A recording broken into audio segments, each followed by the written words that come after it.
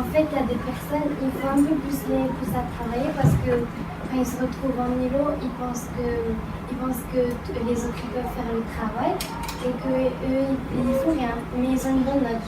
Et il y en a d'autres, ils veulent tout faire et ils ne laissent pas les autres faire. Donc après, il y en a certains qui ne peuvent pas donner leur avis. Après ça, parfois les difficultés, c'est une compétence. après, moi je l'entends en tant que prof, hein, quand j'entends ça évidemment je me questionne. Hein, c'est-à-dire que peut-être que nous de notre côté aussi on a à nous rencontrer et à partager un peu plus peut-être nos expériences parce qu'effectivement il y en a peut-être qui arrivent à mieux maîtriser ça que d'autres. Mais il est clair qu'il ne doit pas y avoir un sentiment d'injustice. Hein. Quelqu'un qui n'a rien fait, il ne va pas avoir la même note que quelqu'un qui a fait. Donc, mais là, c'est le rôle de l'enseignant, justement, de faire du discernement. Donc je pense que ça, c'est une question qui est revenue plusieurs fois. Et je pense qu'il faudra qu'on l'aborde. Mais effectivement, il faudra qu'on l'aborde parce qu'il ne doit pas y avoir... Le but, c'est que justement, on pousse chacun à travailler, on l'encourage à ça et on veut valoriser ça. Mais voilà, ça, valoriser le travail. Mais par contre, on ne doit pas valoriser le fait de rien faire, ça c'est pas possible. Parce que si on valorise à la fois le non-faire et le faire, évidemment les élèves vont vite choisir leur camp. Donc je pense qu'effectivement, on a peut-être, nous de notre côté, une réflexion à mener par rapport à ça. Bah, la réflexion, elle est dans l'outil par compétence, c'est-à-dire que quand tu as une production qui est commune faite par tout le groupe, forcément la note est la même pour tout le groupe, comme un TPE en lycée, tu mets la même note pour tous les élèves. Après effectivement tu constates toi en passant entre les rangs que y a des élèves moteurs, il y en a qui le sont moins, et sur la compétence travailler en groupe, forcément tu vas peut-être évaluer un peu mieux ceux qui sont les moteurs et un peu moins bien ceux qui le sont moins, inévitablement.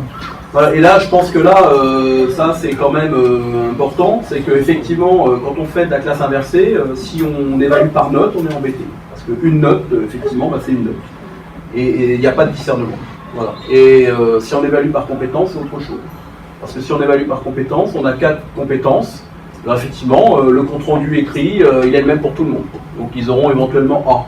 Voilà. Mais après, il y en a 3 autres derrière. Et là, on peut faire la différence. Là, on peut faire la différence sur l'implication des uns et des autres. Et c'est pour ça que moi, je vous l'ai dit, j'en ai parlé avec quelques-uns. Je suis maintenant archi convaincu que la note n'est pas du tout compatible avec la classe inversée. Parce qu'effectivement, on travaille sur des compétences, on essaie de leur donner des méthodes, de l'autonomie, et tout ça, on doit l'évaluer à un moment donné. Et tout ça, c'est pas quantifiable. On peut pas mettre une note globale. Une note globale, ça ne veut rien dire. Donc je pense qu'effectivement, quand je disais que côté enseignant, il faut qu'on en discute, c'est une des choses sur lesquelles on doit travailler, c'est l'évaluation. Je pense qu'au niveau de l'évaluation, on n'évalue pas tous de la même manière, et je pense qu'à un moment donné, il faudrait que chacun apporte ses arguments, et qu'on essaie d'harmoniser, effectivement, parce que ça passe par... En fait, le problème, c'est l'évaluation. Hein. Le problème que vous soulevez, c'est l'évaluation. Il y a parfois une évaluation qui vous semble injuste. Donc, il faut qu'on travaille sur ce volet de l'évaluation. Ça me paraît effectivement...